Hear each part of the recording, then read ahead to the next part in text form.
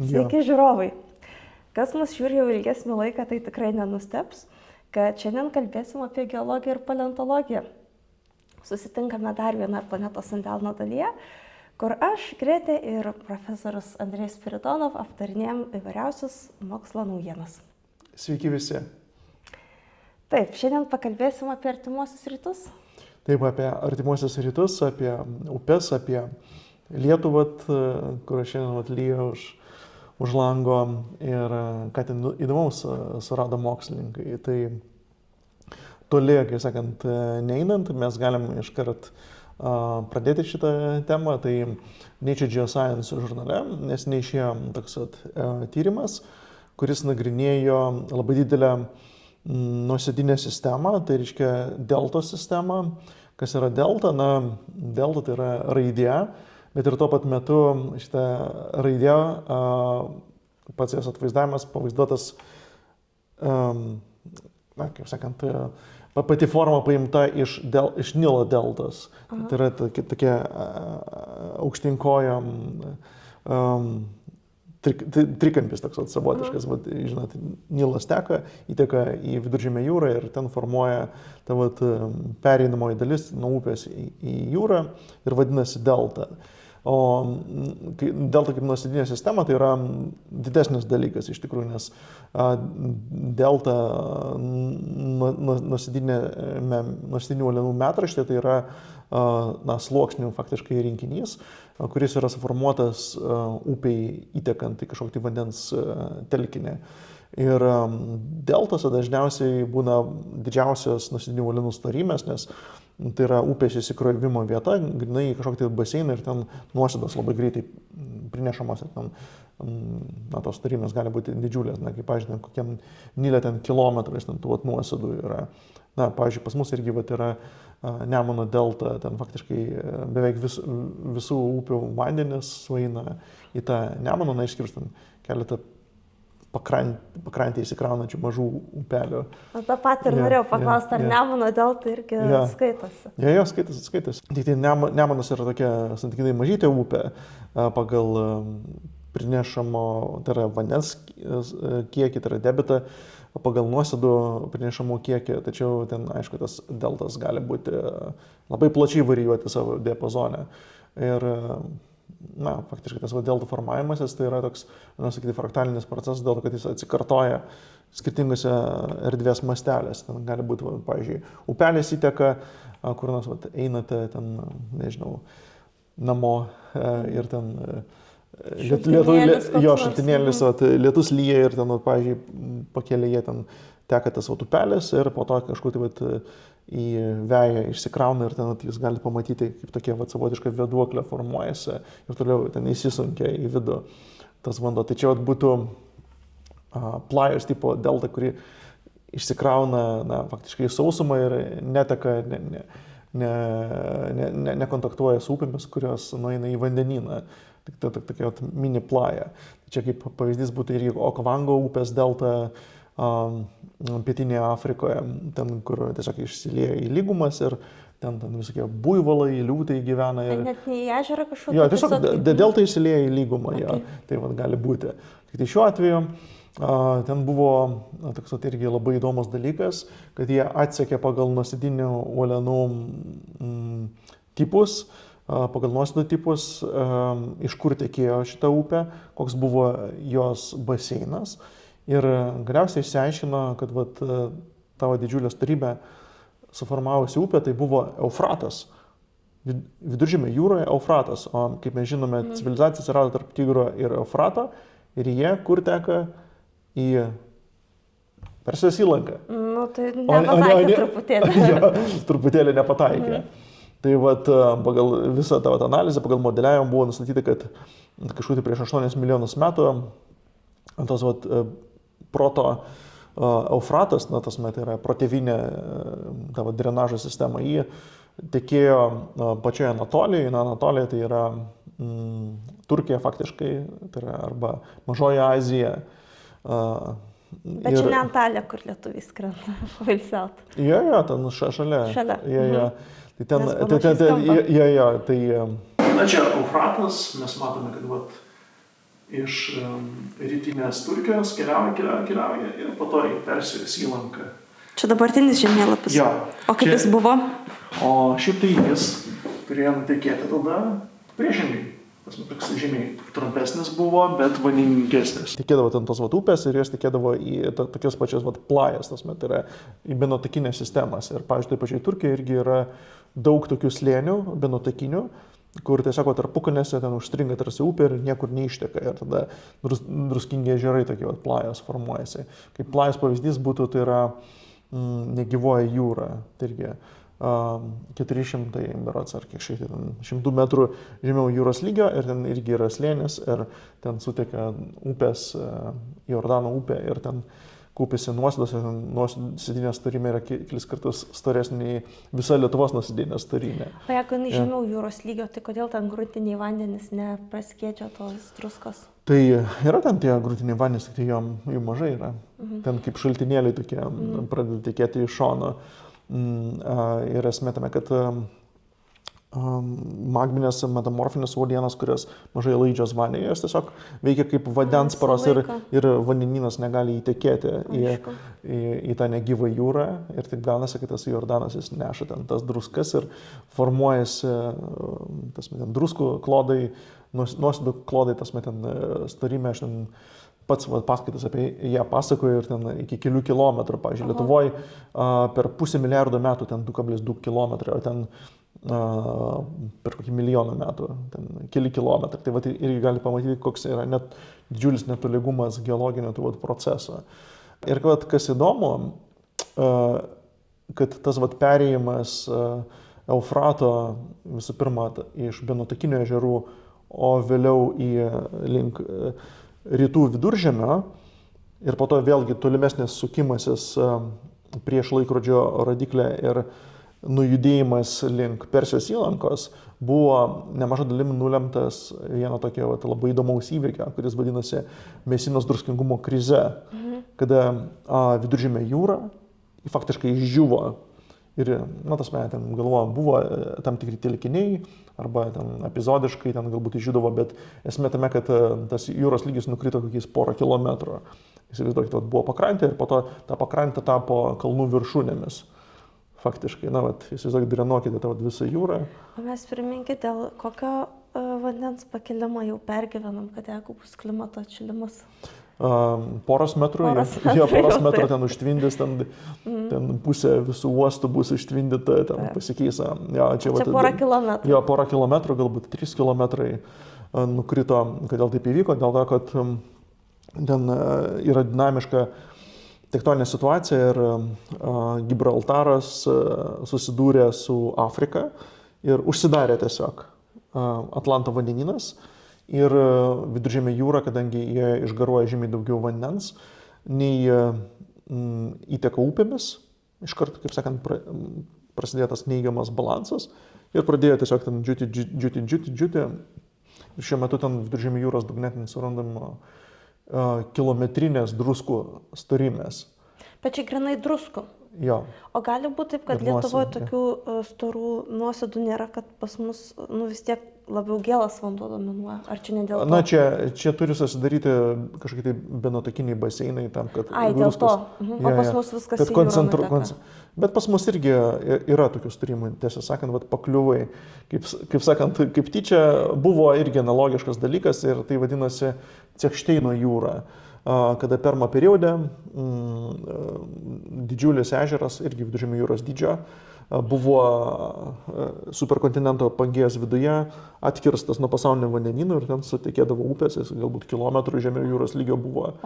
Ir Lietuvoje yra didžiulės storymės šitų dalykų.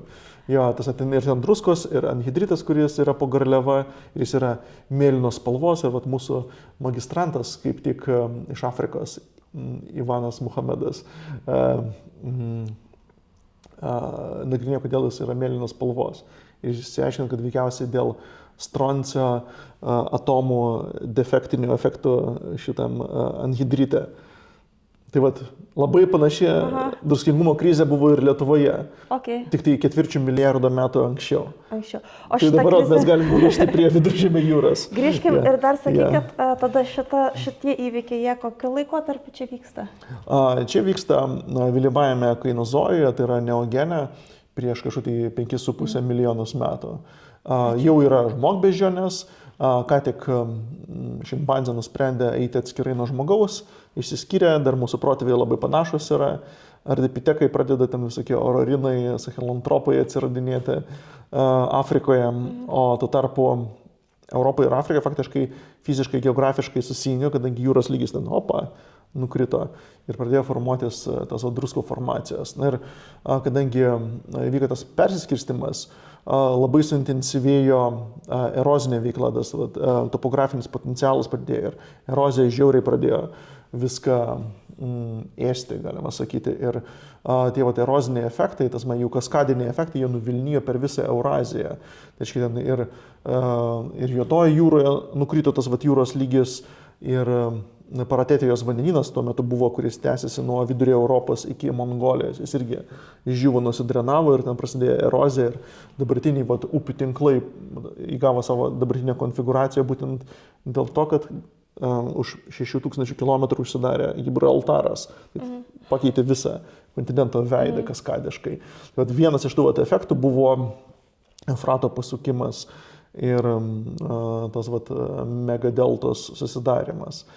Na, ką mokslininkai nustatė, kad iš tikrųjų jo drenažo tas plotas, tai yra upės baseinas faktiškai, jis buvo kelis kartus mažesnis nei dabartinio Eufrato, nes tik tai aukštupys prisidėjo prie to drenažo, o žemupys, kuris ten teka, aišku, negalėjo prisidėti, nes tada turėtų apsisukti, nežinau, pertekėjus visą Iraką, turėtų apsisukti ir vėl per tą patį Iraką keliauti į Turkiją, į Jordaniją ir panašiai. Tai to nebuvo, tai yra, tas apsisukimas buvo žymiai trumpesnis. Tačiau, ką nustatė, kad nepaisant to mažo drenažo ploto ir trumpo ilgio to senovinio Eufrato, tas arba upės, Eufrato protėvinės upės, ji turėjo būti labai vandeninga. Tai yra paskaičiuota, kad ten turėjo pritikėti daugiau vandens nei Tigrė, Eufrate ir Nilė kartu paėmus. Tai faktiškai kaip didžioji dalis viso, tai yra Viduržemio jūros drenažo plus Tigris ir Eufratas. Ir vieną trumpą upę.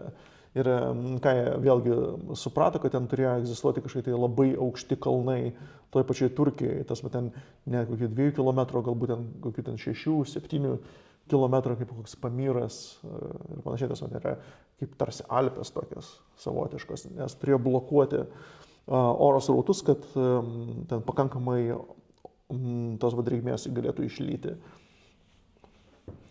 Na ir čia irgi parodo, kad kokia žemė irgi vėlgi pas mus yra variabili. Tai su tokiu kolega Sean Lovejoy, kur mes daug įvairių dalykų darom įdomių, tai ten, ką jis man papasakojo, kad lietus iš principo yra kintamiausias geofizinis laukas. Na, laukas tai čia tokia matematinė struktūra, kur jūs bet kurioje vietoje erdvės galite nusakyti jos kiekybinę reikšmę. Ja, tai pavyzdžiui, ten lietaus laukas, tas yra didžioje daly mes turime nulinį lietų, tas yra 0 kritulių, jeigu erdvėje žiūrėt ir laikė irgi. Ir didžioji dalis tos variacijos, didžioji dalis tų kritulių iškrenta per labai koncentruotus įvykius. Netgi, pavyzdžiui, ten būna, sako, audros metu iškrito 30% kritulių, bet taip ir turi būti, taip ir veikia lietus, kad didžioji dalis labai ramu, o po to ten viską sukoncentruoja. Bet jeigu tos audros metu, jeigu jūs prizumintumėt, tai pasižiūrėtumėt, kad tie 30% vėlgi veikiausiai ten keliais pliūpsniais tokiais išlyja, negi tos pačios audros metu. Tai čia tarsi būtų laikinis analogas, bet taip pat toks pat didelis ekstremalumas yra, jeigu erdvę paimti. Tai, pavyzdžiui, yra atskiri regionai, kaip Atakamos dykuma, kur per 200 metų ten 2 cm išlyja ir yra kaip Himalajų papėdės, kur 10 metrų per metus išlyja. Tai per milijoną kažkur tai ten kartų ten skiriasi ten tas Bet tas intensyvumas. Lemia geologija tuos dalykus. Taip, ir tada, geologija. Geologija nevyksta taip greitai, tie visi kalnai ir dykumos ir visa kita. Na taip nevyksta, tačiau ir ta pati geologija vėlgi yra, ten varijuoja daugelį mastelį, ten vat, jūs labiau koncentruojate variaciją, tas yra regionas, kur ten, tarkim, vat, ne vidutiniškai iškrenta ne metras, o 10 metrų, tarkim, ne pusę metro, o metras, tame regione, kur vidutiniškai metras, irgi yra subregionas, kuriame iškrenta kokie 3 metrai. Ir tame subregione, surasite, kur tos 10 arba 14 metrų kritulių per metus iškris. Tai čia vėlgi turėjo būti, kaip sakant, tokių sąlygų sandauga, tektoninių sąlygų, kurie sukoncentravo tos musonus, grinai tuo kanalu, kad į tą rytų Anatoliją, kad jie ten nukeliautų ir juos blokuotų tie nauji augantis aukšti kalnai. Susidarė Arabijos plokštė, spaudžiant Eurazijos plokštę, o pati Arabijos plokštė spaudžiama Afrikos plokštės. Ir tada susidarė jo tokios specifinės sąlygos. Ir dar toks irgi įdomus dalykas šitame tyrime, kad mūsų katedros buvusi magistrantė Lina Jakaitė yra sukūrė iliustraciją kaip tik šito viso landšafto. Čia irgi galima sakyti, ką gali veikti geologai. Jie gali būti mokslininkas, gali eiti į verslą, arba gali būti, pavyzdžiui, pilnu etatu ten moksliniais, arba nepilnu dalim etato, kaip ten jie nori, moksliniais iliustratoriais. Tai ten daug tokių visokių iliustracijų yra padariusi ten rimtiems moksliniams leidiniams. Ten ir kristalų, ir geologinių pjūvių, ir paleo landšafto. Tai Greta jums parodys ir galėsite pamatyti, kaip atrodė ten tas paleo Eufratas. Taip. Na, šiaip tokia atrodo labai nišinė specialybė, ką darai. Esu mokslinis dailininkas, geologijos. Na, šiaip tai šiais laikais ten tų mokslinių dailininkų, pavyzdžiui, paleontologijai, tasme yra ten paleoart, yra tokia sritis, tai yra paleomenas. Tai jų yra pakankamai nemažai, tasme, ir tarp mano ratose ten galbūt netgi keliasdešimt jų netgi yra. Tarsi tokia super nišinė specialybė. Taip. Jo, tiesiog, iš ko gyveni, aš piešiu dinozaurus, tarkim. Čia kiekvienas darželį lankęs svajų, kad visą gyvenimą piešti dinozaurus ir štai jo pinigus gauti. Tai už tai vaikai gerai mokykitės ir galėsit piešti dinozaurus pragyvenimui. Ja. Taip. Gerai, pajuokavom. Turbūt keliausim prie sekančios temos. Taip. Gerai, kokia sekanti tema? Sekanti tema tai yra, mes dabar nukeliausime kažkur tai 650 milijonų metų į praeitį, į neoproterozojos erą, į proterozojos eoną, į kriogeno periodą. Na, kaip pats pavadinimas sako, kriogenas tai reiškia gimdantį šaltį. Tai mes kaip tik ir kalbėsime apie tą šaltį. Tai iš ko kilęs šitas pavadinimas, kodėl mokslininkai nusprendė, kaip čia pasakius, pavadinti tai šalčio periodą. O dėl to, kad visose faktiškai pasaulio dalyse yra surastos ledynmečių ledynų suformuotas nuosėdas, tas diamiktai. Na, diamiktai tai yra morenos įvairios, šitie aisbergų numesti vandenynų nuosėdose dropstone'ai, tai reiškia numesti akmenys, tas dropstone. Tai čia puntukas, pavyzdžiui. Na, puntukas čia būtų toks, čia galbūt carrot stone'as, toks eratikas, tiesiog eratikais jas vadina, eratiniais rieduliais, kada tiesiog jis lyno viduje ir lynas ištirpsta ir jis pasilieka vietoje. O ten būna, kai icebergas atskyla nuo, ledkalnis atskyla nuo... Su trenksmu. Jo, ir po to jis nuplaukia kur nors ten į vandenyną ir po to ten visiškai tokiuose smulkiuose nuosėdose, toks didžiulis akmuo gali būti. Na tai aišku, kad normalios srovės tai tokį dalyką ten nenumestų, ten turi būti kažkoks papildomas veiksnys. Ir tikiniausias veiksnys tai yra būtent tai, kad ledynų viduje jis įsimūrėjo tas akmuo, kai jis ten judėjo, ten nulaužinėjo uolienų gabalus ir po to tiesiog jis nuslinko į vandenyną ir nuplaukė, tarkim, už 1000 km. Tai vat, tokių dropstone'ų, diamiktų surandama ir žemose platumose, ir aukštose platumose, tas, kur mes galime tikėtis, kur poliai yra, ir netgi žemose ties tropikais. Tai vat, tropikas netgi vat, ties. O tai tropikus irgi buvo ledynas kažkada? Taip, buvo ledynas ir... Ar tie tropikai dar nebuvo tropikas? Ne. Tai vat, esmė tame, vat, kad atsakymas gali būti toks, kad galbūt tropikai nebuvo tropikuose, dabartiniai tropikai, bet esmė tame, kad rekonstravus jų poziciją pagal paleomagnetizmą, pagal kitus požymius, tas galima pasakyti, kokiose platumose buvo.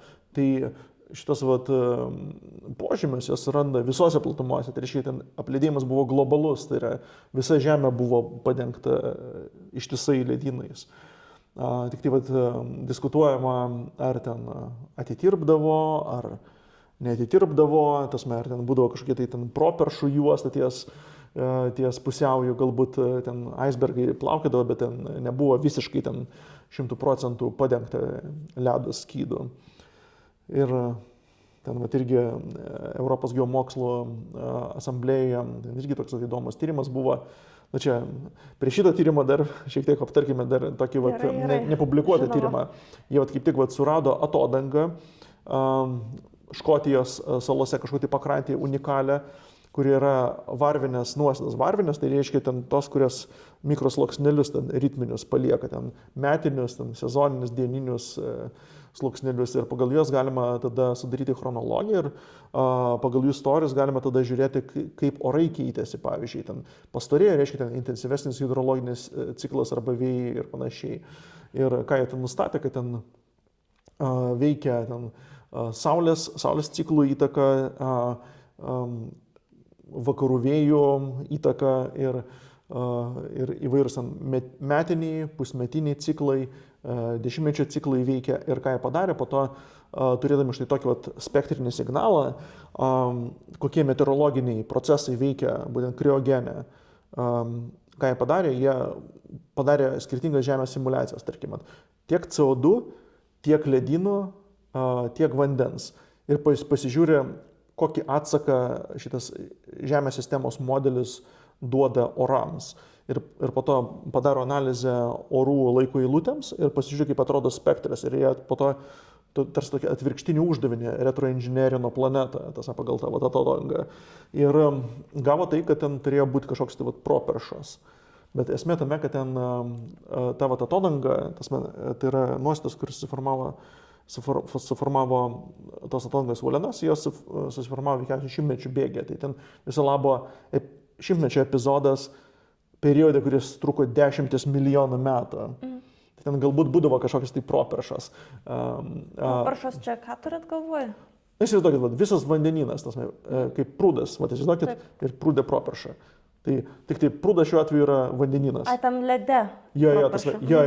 Nes kitos teorijos sako, tiesiog ten turėjo būti didžiulė kilometrų storio danga, ledo, ledyno, ištisai per visą vandenyną. Visa Žemė kaip sniego gniūžtė, taip, tiesiog ne ta žodžio prasme. Bet epizodiškai ten atitirpdavo bent jau. Mes iš tokios retroinžinerintos planetos galime pasakyti. Bet tai čia įdomu, čia sudaro tie sluoksneliai, tai čia kaip visa planeta, kaip medis žievėm gaunasi. Taip, tas ir savo istoriją atpasakoja. Labai neįprastas toks požiūris, bet įdomu. Jo, tik tai tas medis, įsivaizduokite, kad jis labai netolygus. Ten vienoje to medžio šakoje ten gali būti tropikai, kitoje ten gali būti ledynai. Taip. Ir tie sluoksniai vienur ten milimetras, kitur kilometras gali būti per tą patį laiką susiklostyti. Taip. Jo, tai Žemė kaip toks medis, tik tai super heterogeniškas medis. Ir sluoksniai tokie formuojasi. Tai tas tyrimas, dabar mes tarsi turime tą bendrą kontekstą, kad ten tikrai super atšiauri aplinka buvo, vidutinė metinė temperatūra buvo -50, dabar temperatūra yra aš tiksliai nepasakysiu, bet kažkas tokia 14, na, ten plus, aš galiu pameluoti, plus 14,5, tarkim. Na, daugmaž. Tai kaip šiandien va birželis Jo, turės. kaip Lietuvos birželis, tai čia vidutinė žemės temperatūra, galima sakyti, nepameluosim. Tai tuo metu buvo keliasdešimt laipsnių šalčiau. Tai faktiškai mūsų planeta pagal savo fizinės savybės, tas klimatinės buvo kaip kita planeta. Tarsi mes nukeliautume, ten visų pirma, ten degonės būtų mažai, visų antra, mes sušaltume. Jo, tai vat, Ar gali tai būti, kad Žemės planeta jinai buvo labiau kitokia kažkuriuo metu, negu kad iš vis ne Žemė, ten nežinau, Marsas ar Venera? Kad Marsas ir Venera galėjo panašesnė dabartinė Žemė. Buvo į Žemę negu pati Žemė. Geras klausimas, nes, pavyzdžiui, kas yra įdomu, kad galvojam, kad Venera patapo tokio tipo planeta kaip dabartinė Venera, kur ten tas katastrofinis šiltnamio efektas įsigalėjo, kur ten keli šimtai laipsnių temperatūros. Taip. Tai pagal Plutos amžių nustatyta, kad šitas įvykis turėjo įvykti Ediakare. Tai yra vienu periodu vėliau nei kriogenas, o iki tol klimatas galėjo būti labai panašus į Žemės klimatą. Ir dėl to, kad jį yra arčiau Saulės, ten turėjo būti šilčiau. Ir ten veikiausiai nebuvo kriogeninės sąlygos. Galėjo gal net gyvybė ten egzistuoti. Galbūt kaip pas mus buvo Venera tuo metu. Tuo tarpu Žemė buvo labiau kaip Marsas pagal savo vidinės temperatūras. Labai įdomu. Tik tai su staresnė atmosfera. Čia būtų įdomu iš tiesų, kad kada nors gal ir bus, aš taip tikiu, kad ir kitų planetų tokie eros periodai išskirti būtų, nes ten irgi tie patys. Šiaip tai jos yra stratigrafijos, jo visom planetom. O kur čia galima rasti? Pas mane yra stratigrafijos vadas. Yra Marso stratigrafija, ten Nojaus periodas, ten nektario berats. Aš tai nenoriu čia primeluoti, bet ten irgi yra periodizacija. Ir ta periodizacija yra paremta tai, kokio tipo uolienos formavosi. Tai vat seniausiame periode Marse, pavyzdžiui, formavosi molis ir anhidritai tie patys, kur Lietuvoje galima surasti permo periodą. Tai anhidritams, gipsams, moliams reikia daug vandens. Tai reikia ten vandeninga planeta buvo. Po to jį perėjo į vis sausesnę būsnę, kur sulfatai įvairūs. Ten pradžiai vien tik tai gipsai, po to ten anhidritai. Tas anhidritas tai reiškia be vandens. Kodėl be vandens? Nes jeigu turėtų vandens, jis būtų gipsu. Jo, ten kalcis SO4 iš NH2.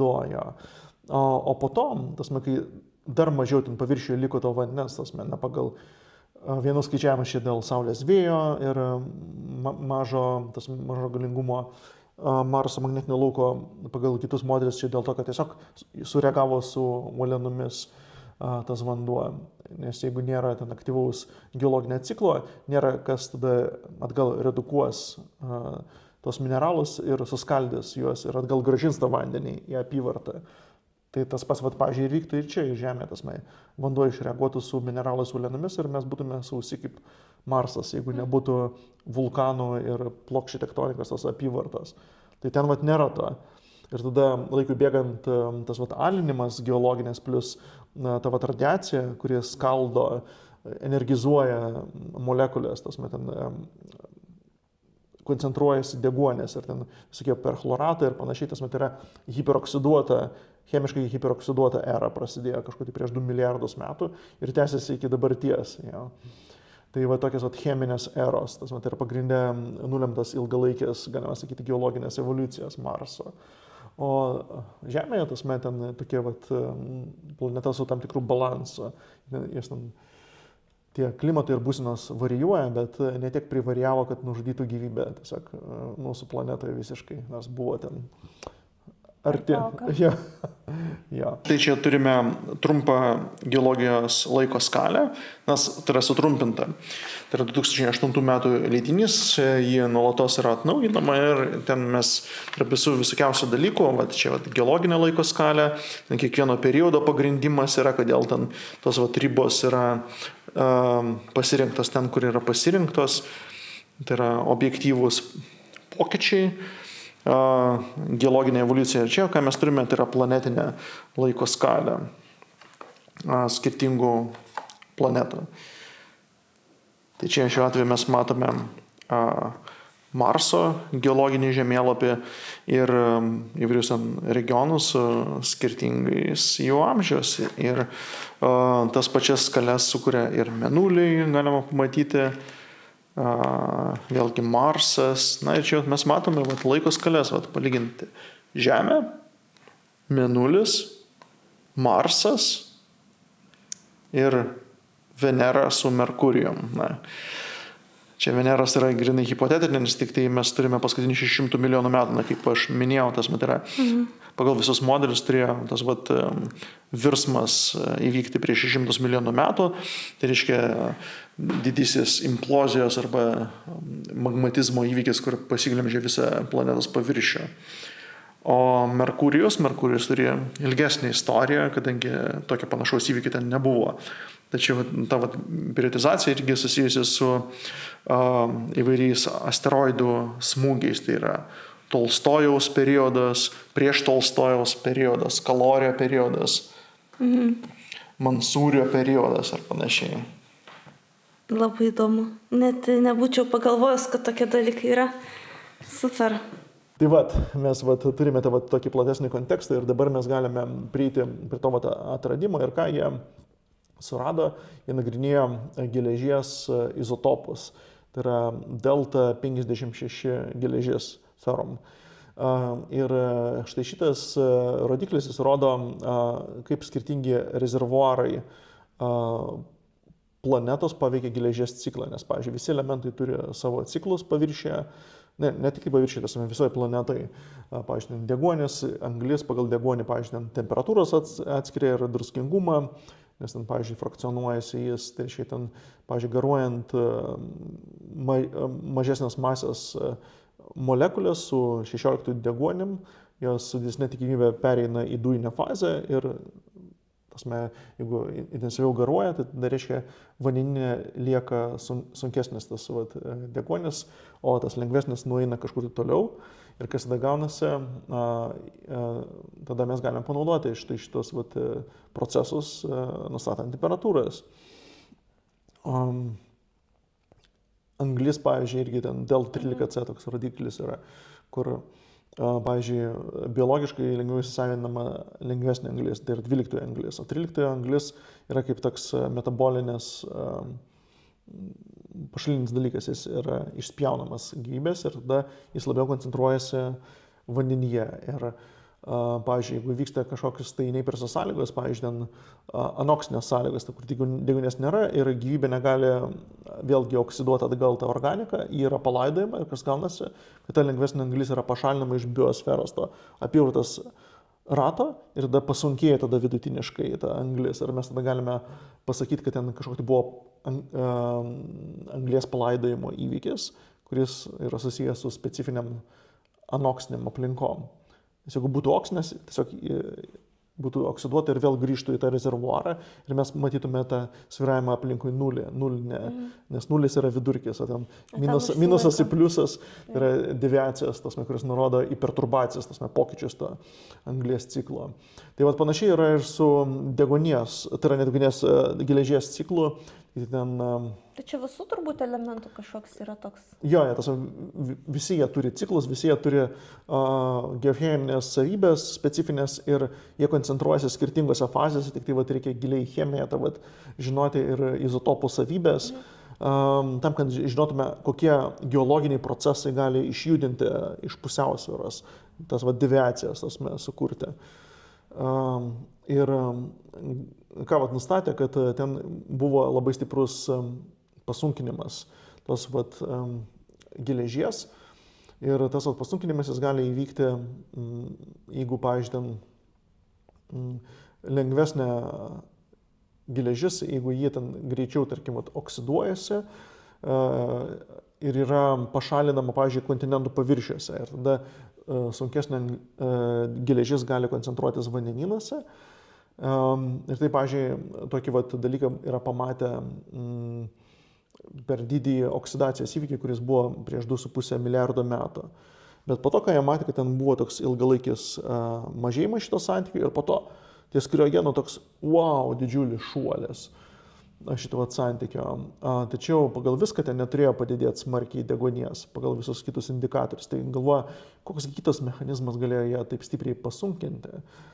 Ir vėliau, ką jie nustatė, kad tas selektyvus frakcionavimas, kuris jis yra surandamas specifinėse labai šaltose sąlygose. Ir jie palygina su eksperimentiniais rezultatais, su dabartiniais super šaltais sūrymais, jie rekonstravo tas temperatūras tuometinio vandenyno kriogeno periodo. Ir štai nustatė, kad turėjo būti šalta. Jo, ir nustatė, kad ten kokia konkrečiai turėjo būti vandenyno temperatūra, nes ten yra šalta, o gali būti šalčiau. Tai galim pabandyti atspėti, kokiagi vis dėlto ten ta vandenyno temperatūra galėjo būti. Kokia dabartinė šalčiausia, kur ten šalčiausias vanduo šiuo metu yra? Nežinau. Ai, šalčiausias? Jo, šiuo metu, pavyzdžiui, ten. Poliuose turbūt. Taip, tas poliuose. Bet ten jau ledas. Ledas, jis paviršiuje plaukia ledas, o po ledu tas vandenukas. Kokia jo temperatūra? Bet ten turbūt vis tiek jis jau minusinis, nes jisai dėl druskingumo nesušalo, ne? Taip, tai kiek laipsnių? Kokie -40, nežinau, aklai spėju. Na, ten būna -2 laipsniai, -4 laipsniai. O kai kuriuose Antarktidos ežeruose ir Arktija, Kanadoje ten netgi yra ten -8, -10, -12, bet ten tik tai tokiuose specifinėse kūdrose, kur tas vanduo negali įsimaišyti su visų vandenynu, nes bendrai vandenynas tai yra šiltesnis ir kai tu padarai tą sūrymą, jis taipogi padidėja tankiu ir jis tada pradeda judėti, tai yra atsiranda tankių diferenciacija ir tas skysčiai pradeda judėti, tas sūrymas jis tiesiog negali stovėti vietoje. Užtai tik tai labai specifinėse įdubose kažkur tai gali tie sūrymai ten, pavyzdžiui, būna, kad ten nardo aparatai ir būna, kad ten kažkokias tai polipai gyvybė ten Antarktidoje ten gyvena ir po to pum įkrenta į kūdrą po vandeniu ir po to numiršta. Dėl to, kad ten yra žymiai šalčiau ir šokas būna organizmui. Ir jis taip lengvai neišsiskirsta, nes ten kažkaip tai maža įdubėlė yra, ten tas šaltas sūrymas ten yra pagautas ir jis ten, nežinau, per šimtus, per tūkstančius metų po truputį atsiskiedžia ir išnyksta. Kaip įdomi. Jo, tas ten... Povandeniniai dar irgi mikroklimatai. Jo, yra. Tik tai šiuo atveju visas vandenynas buvo padengtas tais ledynais, taip. Tai yra žymiai šalčiau viskas buvo ir ten žymiai labiau sukoncentruotas tos druskos buvo. Tai ten visų pirma, ten tas vandenynas būtų toks, kad neatsigertum tikrai, kad jis labai surus. O iš kitos pusės, paskaičiavo, tavo temperatūra buvo -15 laipsnių, plus minus 5 laipsniai. Ir ten gyvybė irgi egzistavo jame. Bet irgi vidurkis, tai čia ne viskas. Tai galim papasakoti tavo anekdotą, kad ką valgo lietuviai. Turtingiausi 10% valgo mėsą. Lygiai 90% valgo bulves. Bet jeigu padaryti tą vidurkį, tai gautasi, kad visi valgo cepelinus. Jo, tai čia tie 15 laipsnių yra tie cepelinai. Jo, tai ten galėjo būti ir žymiai šalčiau ir kai kur galėjo būti šiek tiek šilčiau, kur optimalesnės sąlygos gyvybei ten išlikti prie hidroterminių kokių nors kaminų ir panašiai.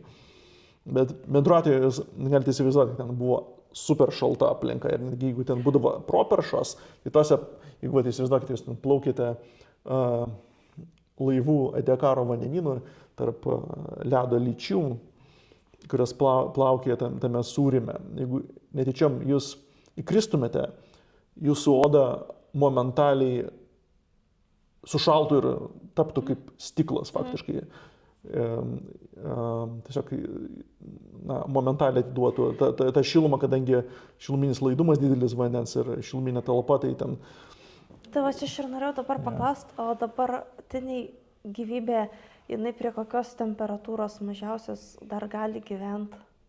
Na šiaip tai jį gali išlikti metaboliškai aktyviai tikriausiai ir prie tų minusinių temperatūrų, tik tai tos reakcijos jos būtų tūkstančius kartų. Toks kaip žiemos miegas. Kaip ten šitą lygtis Michaelio Mantelio, ne, tas, kad ten eksponentiškai krenta cheminių reakcijų greitis su temperatūra, tai va, tai įsivaizduokite, ten veikiausiai tūkstančius kartų tiesiog ten tos reakcijos ir ten bakterijos pasidalindavo, vienas pasidalinimas per 1000 metų įvykdavo. Nu tai čia toks jau čia ir gyvenimas, tada hibernacijai. Na, vat, ir taip gyveno. Nu ir gyveno, ką padarysi. Ja.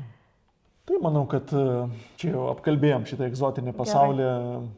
Ja, tai galim pereiti tada į kreidos periodą, kada buvo žymiai karščiau. Tai yra vienas iš karščiausių laikotarpių per paskutinius 500 milijardų metų. Čia kaip tą vasarą, tai karšta, tai šalta. Ja. Tai va taip ir mūsų tema. Gerai, prašau. Tai keliaujame tada į viršutinę kreidą, tai yra kažkur tai 70 milijonų metų. Ir nukeliaujame į Vidurio Amerikos jūrą, tai yra Eastern Interior Seaway. Tai yra tokia pailga jūra, kuri skiria Ameriką į dvi dalis. Tai yra į rytinę dalį. Tai yra Apalačija, kurie jungiasi tiesiogiai su Europos archipelagu ir Apalačijoje galim buvo pereiti iki Baltikos.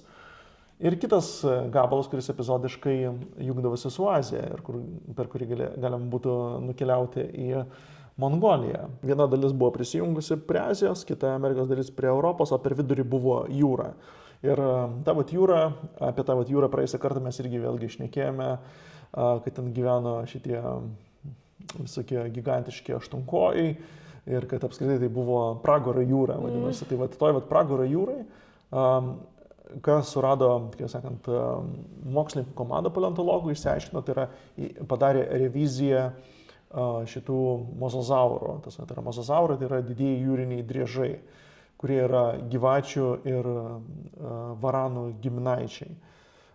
Kam jie ten konkrečiai tarp tų driežų labai tiksliai giminingai kol kas nėra žinoma, bet ten daugmaž toj šakoj.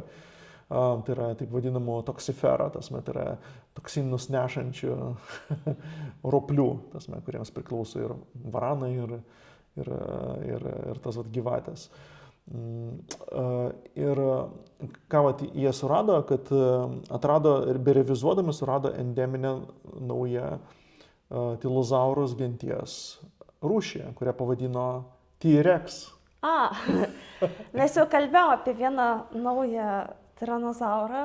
Taip, tiranozaurus makraensis. Ja, tai yra TM, ten buvo T-Rex ir TM, o čia naujas T-Rex. Tik tai iš kitos genties, bet ir taipogi toks pat bauginantis ir gigantiškas plėšrūnas. Tai tas naujasis T-Rexas, arba kaip jie vadino Teksu, nes Teksasas. Ai, taip. Jo, Teks. Jis ten gyveno. Jo, nes Teksas, endemiškas Teksas. Ir kaip jie sakė, everything is bigger in Texas. Viskas yra daugiau stambesnė. Teksas, tai yra Tex-Mex, tas maistas. Tai pavadino, jie trumpina kaip Tex, bet moksliškai tai reiktų vėlgi rašyti kaip T-Rex, ne Tyrannosaurus Rex, bet Tilozaurus Rex. Tai yra didysis jūrinis roplys. Ir tarp paleontologų dabar toks memas irgi išplito, kad renkame T-Rexas, nes šiaip jau ten daugiau yra tų T-Rexų. Ten irgi yra patrolinė mokslininkai, kurie pavadino vabzdį Tyrannosaurus Rex. Ne Tyrannosaurus, o Tyrannosaurus. Čia kad susipainėti specialiai. Ypač disleksikam, kad, kaip sakant, raidę pakeitė ir vietoj, kaip čia pasakęs, vietoj gigantišką archozaurą gauni vabzdį. Ja. Tai čia buvo štai šitas Tilozaurus Rex ir ko jis pasižymėjo, kad tai buvo viršutinis plėšrūnas, kad jis ten pagal savo vidutinį dydį ten išsiskiria nuo antro didžiausio Tilozaurus proriger. Ten buvo kažkokiu tai mažiausiam egzemplioriui apie 8 metrų, didžiausia galėjo būti iki 15 metrų ilgio. Jų daug rado. Tai yra, surado, kad ten ankstesnėse kolekcijose atrado tas būdingas požymių kombinacijos, kurios išskiria tą naują taksoną, kuris sistemiškai skiriasi nuo visų kitų tilozaurų. Čia ir vėl atrado muziejuje.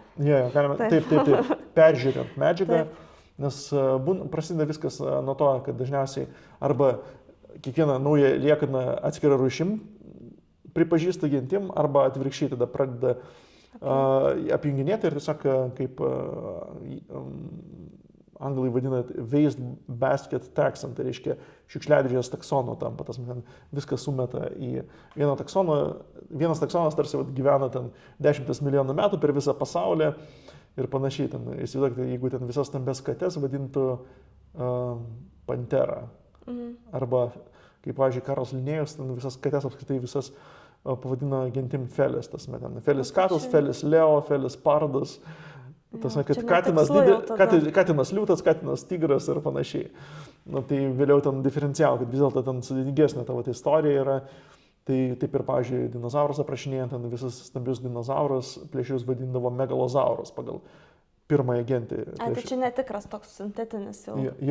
Ten didžioji dalis tų megalozaurų nebuvo megalozaurų, jis buvo daug skirtingų genčių, rūšių. Bet megalozauras toks egzistavo, jis egzistavo Anglijoje prieš 155 milijonus metų, bet tai labai... Pritempė prie jo visus. Pritempė prie visus jo, tai ten daugiau mažiau šitą istoriją atsikartoja daug kur paleontologijoje ir veikiausiai tų rūšių skaičius yra neįvertintas, tai yra išlikusių rūšių skaičius turėtų būti žymiai didesnis, nes jeigu ten skeletiniais požymiais tu skiriesi sistemiškai, tai tikėtina, kad ir minkštaisiais audiniais ir elgesiu ten skirsis žymiai daugiau, nes skeletas tiesiog jau su funkcija susiję. O, pavyzdžiui, ten būna, kad kokios rūšės ten skiriasi ten spalvomis, tarkim, o skeletai ten vos neidentiški, kaip, pavyzdžiui, mūsų pilkusios varnos ir vakarų Europos ten tas juodasios varnas. Faktiškai...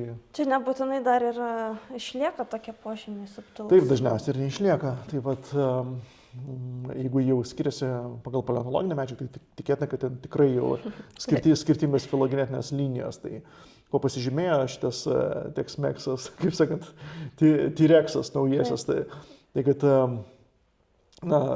tvirtą kaukolę turėjo, jos kaukolės galas buvo toks panašus į taraną savotišką.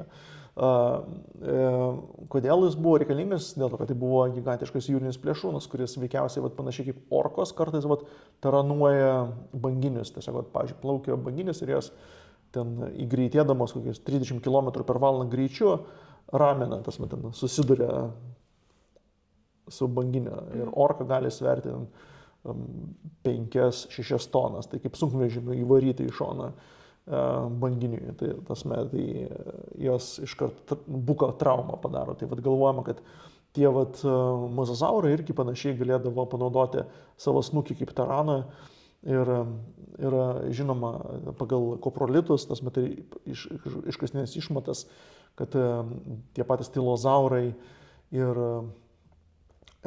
kiti mozazaurai, jie ten medžiodavo mažesnius, pavyzdžiui, mozazaurus, yra tie, kurie medžiodavo paukščius, pavyzdžiui, ten jūrinius paukščius, nereikia įsivaizduoti, ten būdavo kirai, ten, pavyzdžiui, hesperorniai būdavo 2 metrų ilgio, čia pakankamai geras maistas, svėrės ten 150 kilogramų, gigantiški jūriniai vėžliai, kaip, pavyzdžiui, archelonas, kuris buvo 5 metrų ilgio, ryklius. Ir yra surastas irgi toks mozazauras, kuris specializavosi valgydamas kitus didelius mozazaurus ir konkrečiai jis buvo surastas prisirijęs jų galvų. Tai reiškia, ten nužudydavo, nukasdavo galvas ir vien galvom misdavo. Pilvas.